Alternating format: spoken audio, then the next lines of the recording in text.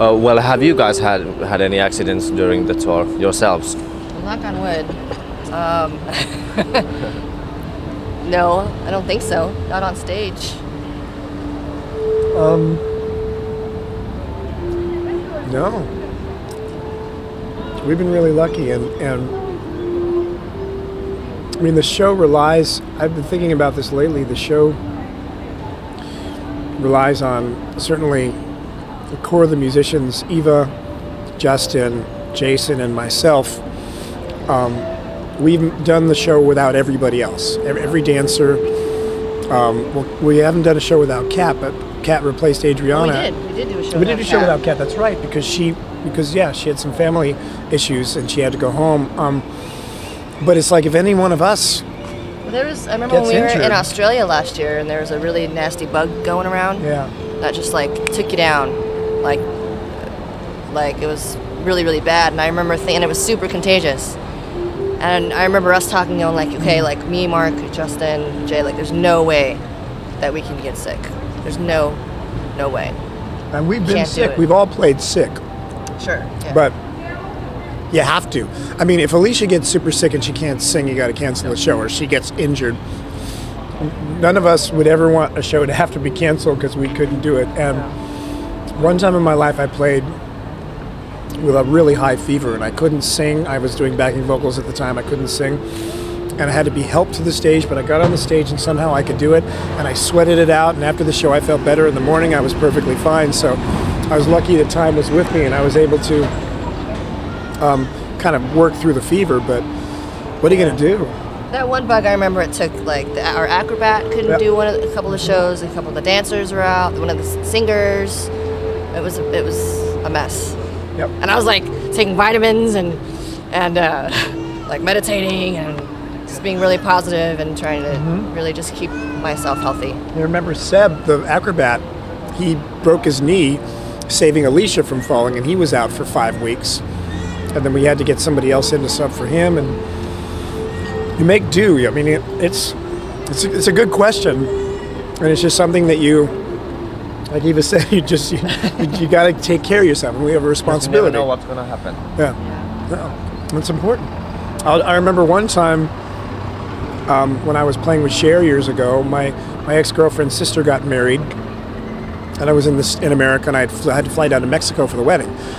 Well, the rule is we're not allowed to fly the day of the show, because if something happens and we don't make the show doesn't go on. Well, I was in Mexico and the plane wasn't going to go, so I was going to have to hire my own plane to fly back to make the show, and it would have cost like $50,000, which is a lot of money. Yeah. And fortunately, another plane ended up going, so I didn't have to do that. But you know, they say in the business, the show must go on. Right? Yeah. So the show must go on. Well, Mark, you also do some sort of charity work.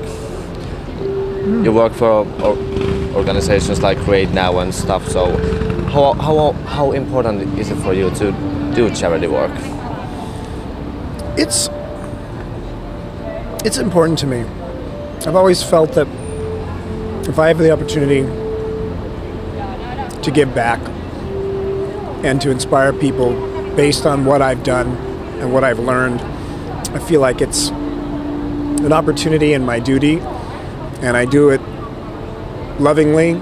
And the interesting thing is, I do a lot of clinics and seminars for money, but I do a lot of stuff for free for kids and organizations. And the seminars I do for these kids in the detention camps, they're the at-risk and high-risk kids, are the hardest ones, because they're the toughest crowds, because these kids have been sexually abused, abandoned, but they just need someone to care, someone to come in and show them some love, someone to give them some inspiration, to tell them that they can do it.